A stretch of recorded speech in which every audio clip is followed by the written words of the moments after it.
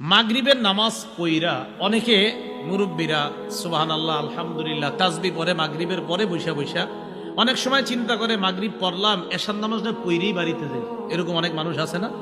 আচ্ছা,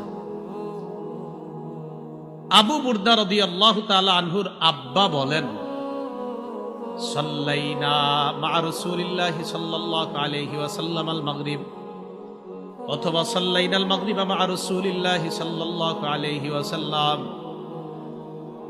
আল্লাহর রাসূলের সাথে আমরা মাগরিবের নামাজ জামাতে পড়লাম। পড়ার পর মসজিদে আমরা কয়েকজন মুসল্লি বসা, একে অপরকে বললাম লাউ জালাসনা হাত্তা নুসাল্লিয়া মা রাসূলিল্লাহি সাল্লাল্লাহু আলাইহি ওয়াসাল্লাম আল ইশা, আমরা যদি এশার নামাজ পর্যন্ত মসজিদে বসে থাকতাম, নবীর সাথে একবারে এশার নামাজটা জামাতে পইরা বাসায় যাইতাম।